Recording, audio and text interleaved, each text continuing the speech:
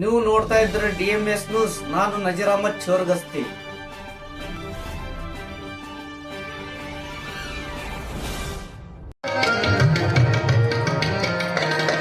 ಹಿರಿದರಲ್ಲಿ ಹಿರಿತನವ ಕಾಣುವ ಜಗದಾಚಾರ್ಯರಿಗಭಿನಂದನೆ.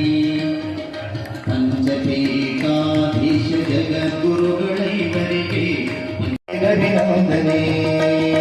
ಪಂಚಪೀಠಾಧೀಶ ಜಗದ್ಗುರುಗಳೈವರಿಗೆ ಪಂಚಪೀಠಾಧೀಶ ಮರಣಕ್ಕೆ ಲಿಂಗೈಕ್ಯ ವ್ಯಂಜನ್ನುವ ಸೃಷ್ಟಿ ಸ್ಥಿತಿಯನ್ನು ಗುರುತಿಸಿ ಅವರಿಗೆ ಸುವರ್ಣ ಕನ್ನಡಿಗ ರಾಷ್ಟ್ರ ಪ್ರಶಸ್ತಿಯನ್ನ ಪಡೆದಿದ್ದಾರೆ.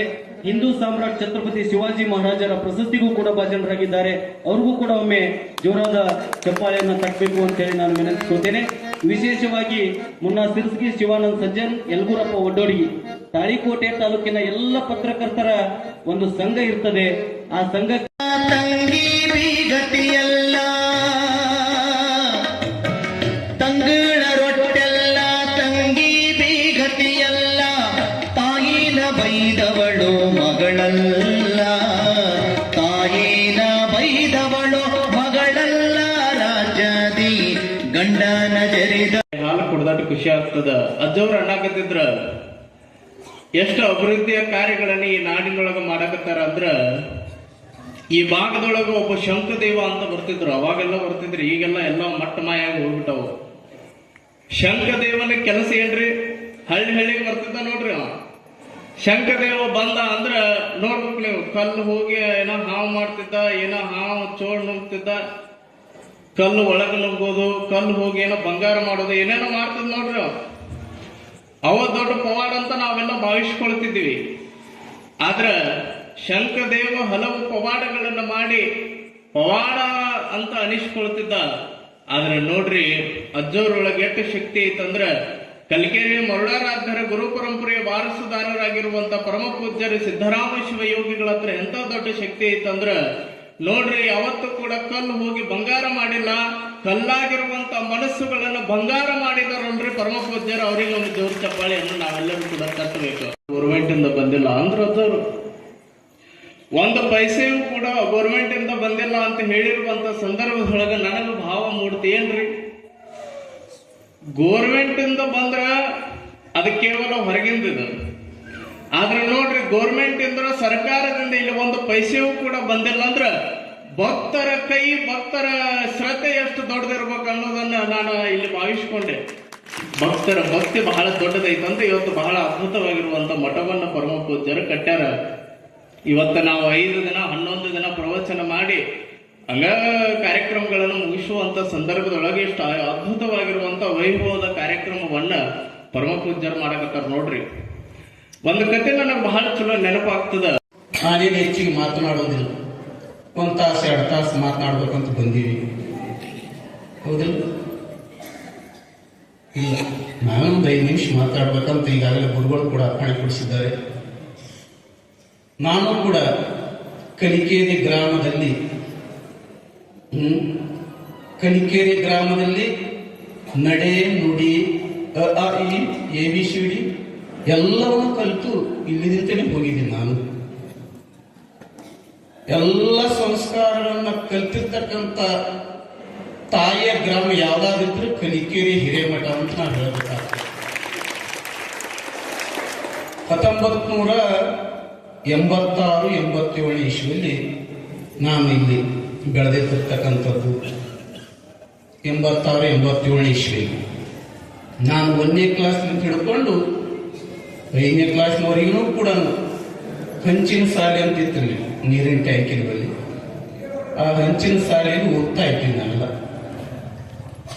ಇವರೆಲ್ಲ ಕೂಡ ಆತ್ಮೀಯರು, ನಮ್ಮ ಜೊತೆಯಲ್ಲಿ ಕೂಡ ಬಹಳ ವಿದ್ಯಾಭ್ಯಾಸವನ್ನು ಮಾಡಿದ್ವಿ, ಸಂಸ್ಕಾರವನ್ನು ಕೂಡ ಪಡೆದುಕೊಂಡಿವಿ ನಾವೆಲ್ಲ ಇಲ್ಲಿ. ಈಗ ಈ ಕಾರ್ಯಕ್ರಮದ ಸಂವಿಧಾನವನ್ನು ವಹಿಸಿಕೊಂಡಿರ್ತಕ್ಕಂಥ ಕನ್ನಡ ನಾಡಿನ ಹಿರಿಯ ಪೂಜ್ಯರಾಗಿರ್ತಕ್ಕಂಥ ಶಿವಾಚಾರ್ಯರತ್ನ ಷಡಸ್ಥಲ ಬ್ರಹ್ಮಿ ಸಭಾ ನಡೀತದ ಅಂತಂದ್ರೆ ನಮಗ ಒಂದು ಆನಂದದಾಯಕ ಸಂಗತಿ ಆಗ್ತದೆ. ಯಾಕಂದ್ರೆ ಜನನಿ ಜನ್ಮಭೂಮಿಶ್ಚ ಸ್ವರ್ಗಾದಪಿ ಗಣೇಶ, ಪಡೆದ ತಾಯಿ ಹುಟ್ಟಿದ ಊರು, ಇವೆರಡೂ ಸ್ವರ್ಗಕ್ಕಿಂತಲೂ ಬಹಳ ಶ್ರೇಷ್ಠ ಎಂಬುದನ್ನು ನಾವು ತಿಳ್ಕೋಬೇಕು. ಅನಂತ ಭಕ್ತಿಯ ಪ್ರಣಾಮಗಳನ್ನು ಭಿನ್ನವಿಸಿ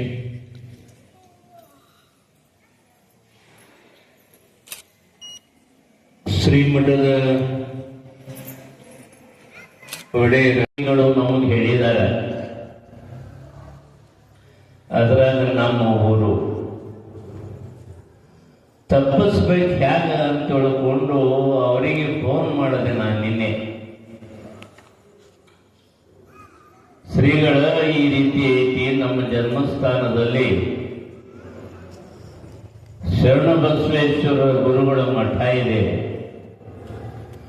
ಮರುಳಾವಂತಿ ಶಿವಾಚಾರ್ಯರು ಅತ್ಯಂತ ಪ್ರಭಾವಿ ಗದ್ದುಗೆ ಇದೆ.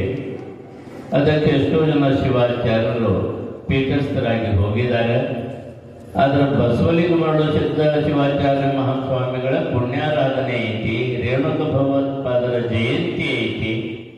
ಇಂಥ ಕಾರ್ಯಕ್ರಮಕ್ಕೆ ನಮ್ಮೂರಲ್ಲಿ ನಾವು ತಪ್ಪಿಸಿದ್ರೆ ಹ್ಯಾಗ ಅಂತಂದಾಗ ಅವರೊಂದರು, ಹಂಗಂದ್ರೆ ಹ್ಯಾಂಗ್ರಿ ಅಂದ್ರೆ ಅವರು ನಾವು ತಿಳ್ಕೊಂಡ್ಬಿಟ್ವಿ. ನಿಜವಾಗಲೂ ಇವತ್ತು ನಮ್ಮ ಕಾರ್ಯಕ್ರಮ ಸುಲ್ತಾನ್ಪುರದಲ್ಲಿ ಇತ್ತು. ದಿವ್ಯ ಸಂದೇಶವನ್ನು ನೀಡಿದ ಭಗವತ್ಪಾದ ಜಗದ್ಗುರು ರೇಣುಕರ ಜಯಂತಿ. ಒಂದು ವೇಳೆ ಅವರು ಉದಯ ಆಗದೆ ಹೋಗಿದ್ರ ನೀವು ಮನುಷ್ಯರಾಗಿರ್ತಿದ್ದಿಲ್ಲ, ನಾವು ಮನುಷ್ಯರಾಗಿರ್ತಿದ್ದಿಲ್ಲ. ಅದರಂತೆ ನಮ್ಮ ಧರ್ಮದಲ್ಲಿಯೂ ಕೂಡ ಲಿಂಗ ಪೂಜೆಯನ್ನ 5 ಸಲ ಮಾಡಬೇಕಂತ ಮನ್ಮಥ ಸ್ವಾಮಿಗಳು ಸುಮಾರು ಯೋಗಿಗಳಾಗಿದ್ದರು. ಜಗದ್ಗುರು ಪಂಚಾಚಾರ್ಯರು, ಮರಳೋದ ಶಿವಾಚಾರ್ಯರು ನಿಮ್ಗೆ ಅನಂತ ಮಂಗಲ ಒಂದು ನೀಡಿ ಅಂತ ತಿಳ್ಕೊಂಡು ಹಾರೈಸಿ ನಮ್ಮ ಅಲ್ಪನಿತ ವಚನಕ್ಕೆ ಮಂಗಲ ಬೆಳೆಸ್ತಾರೆ.